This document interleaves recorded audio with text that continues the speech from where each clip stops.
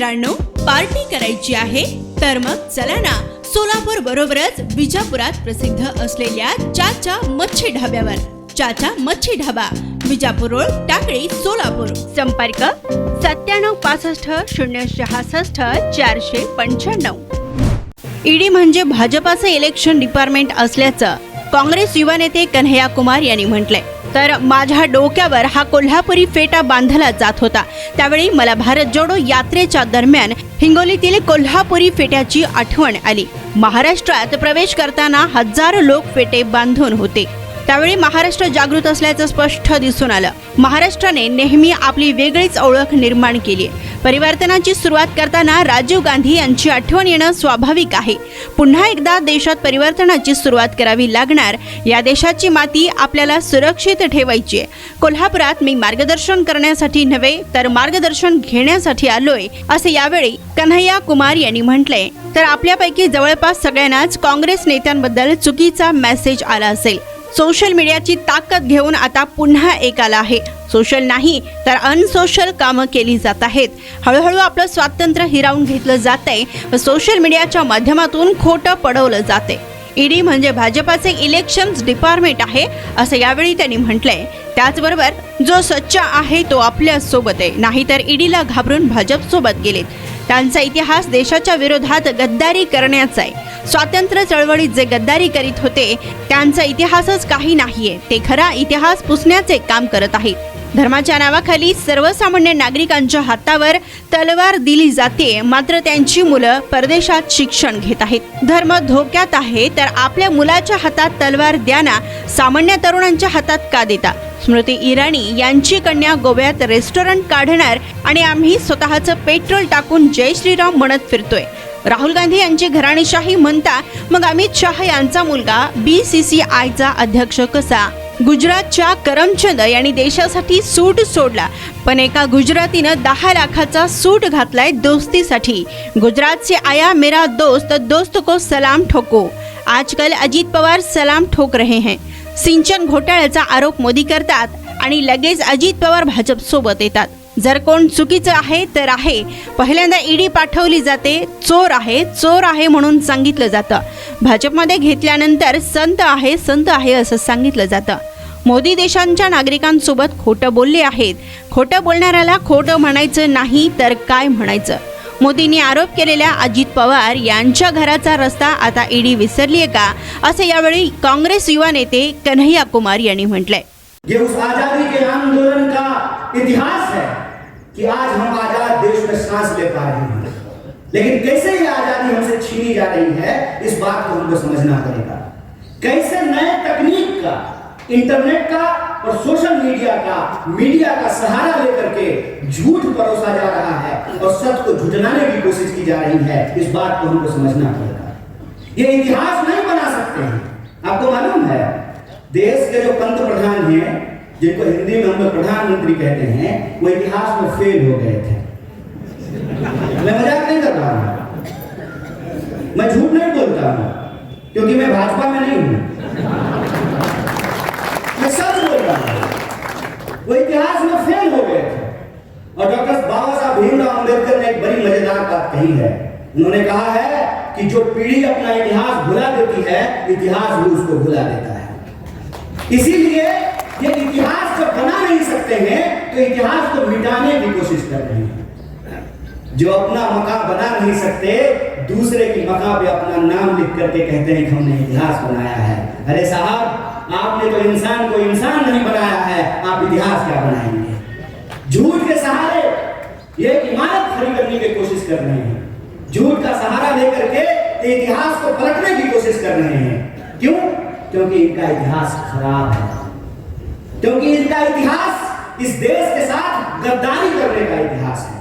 इनका इतिहास इस देश के लोग जब अंग्रेजों के खिलाफ लड़ रहे थे तो उनके साथ चाय पर बैठ करके चर्चा करने का इतिहास है. इनका इतिहास अंग्रेजों की जासूसी करने का इतिहास है. मैं जितने संतों का नाम ले रहा हूं, जितने वीरों का नाम ले रहा हूं, जितनी वीरांगनाओं का नाम ले रहा हूं, बताइए एक का भी संबंध भारतीय जनता पार्टी से है क्या? लेकिन हमको गर्व है कि हम जितने भी लोगों का नाम ले रहे हैं, प्रत्यक्ष या परोक्ष रूप से उनका संबंध भारतीय राष्ट्रीय कांग्रेस से है। इसीलिए आप तमाम लोग जो यहाँ मौजूद हैं, सबसे पहले आपको गौरवान्वित महसूस होना चाहिए कि आप उस पार्टी का हिस्सा हुए हैं जिस पार्टी ने इस देश को आजादी दिलाई है। उस पार्टी के आप सदस्य हैं जिसने इस देश में बराबरी के सिद्धांत को लागू किया है। बोलिए, इस देश में महिलाओं ने कोई आंदोलन किया था क्या समान वोट के अधिकार का? नहीं किया। कोई आंदोलन नहीं किया था ना। समान वोट का अधिकार मिला कि नहीं मिला? लोग जो हेलीकॉप्टर से उड़ते हैं उनका भी वोट एक, और जो साइकिल पे चलता भी उसका भी वोट एक है कि नहीं है? अगर वोट का अधिकार नहीं होता तो आपको लगता है कि 5 साल में चुनाव के बाद हेलीकॉप्टर लेकर के कोल्हापुर सिटी की गलियों में नेताजी हाथ जोड़ करके आपके सामने खड़े होते? बिल्कुल नहीं खड़े होते। तो जो अधिकार हमको मिला है वो अधिकार हमसे छीना क्यों जा रहा है? छीना इसलिए जा रहा है कि पहचान के नाम पर, जात और धर्म के नाम पर ये आज की तारीख में हमको जो अधिकार दिए गए हैं उसको एक एक करके छीन रहे हैं। कैसे छीन रहे हैं? मैं कुछ उदाहरणों से इसको आपके सामने रख देता हूं। आपने देखा होगा कि लोग झांकी निकालते हैं, मोटरसाइकिल लेके जाते हैं, तलवार लहराते हैं और एक दूसरे के खिलाफ गंदी और गाली भरी भाषाओं का इस्तेमाल करते हैं। मैं आप सबसे एक सवाल पूछना चाहता हूं, खास करके अपने नौजवान दोस्तों से। उसमें एक भी मंत्री का बच्चा रहता है? एक भी प्रधानमंत्री का बच्चा नहीं ना? पता वो कहां रहता है? वो ऑक्सफोर्ड में रहता है, वो कैम्ब्रिज में रहता है, वो लंदन में रहता है, वो न्यूयॉर्क में रहता है। लेकिन हमारे जो कामगार के बच्चे हैं, जो सेठकरियों के बच्चे हैं, जो साधारण नौकरी करने वालों के बच्चे हैं, उनके हाथ में तलवार थमा करके ये उनको दंगाई बना रहा है और अपनी राजनीति की रोटी सेक रहा है। अरे इतना खतरा हो गया है धर्म पर, तो तुम अपने बच्चे को भेजने के लिए, बाहर पढ़ने के लिए बाहर क्यों भेज रहे हो?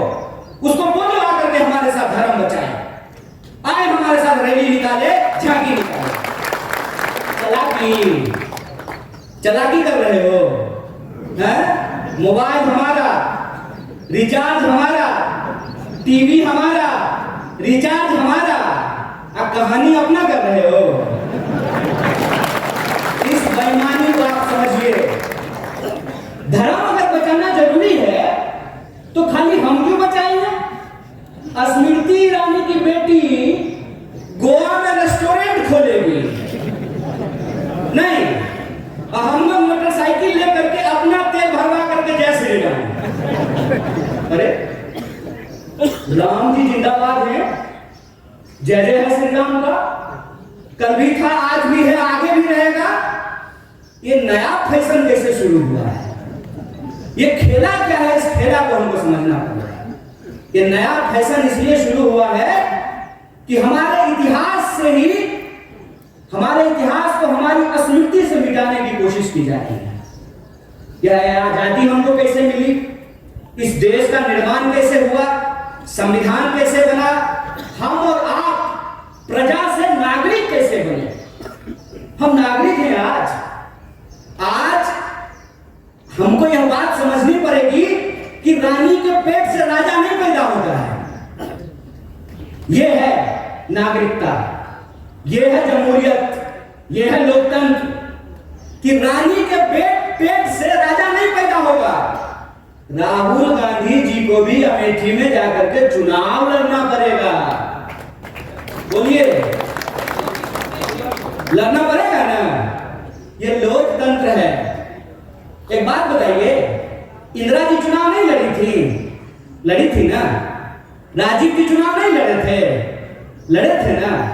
राहुल जी चुनाव लड़ रहे हैं ना। राहुल जी चुनाव जीत करके पार्लियामेंट में है ना। और प्रियंका जी चुनाव नहीं लड़ी है तो पार्लियामेंट में है क्या? तो ये परिवारवाद की नई कहानी हमको सुना रही है। तो आप सब अपने मन में विचार कीजिए। आजाद होने का मतलब है आजाद ख्याल से प्रश्न करना। मैं मंच पे खड़ा हूं तो मैं जो भी बोलूंगा उसको आप यूं ही सच मत मान लीजिए। आप अपने मन में विचार कीजिए कि राहुल गांधी जी का सांसद बनना परिवारवाद है, तो अमित शाह का जो बेटा है, देखे ना उसका मुंह नहीं है जैसा का, उसका बीसीसीआई का सेक्रेटरी बनना परिवारवाद है कि नहीं है?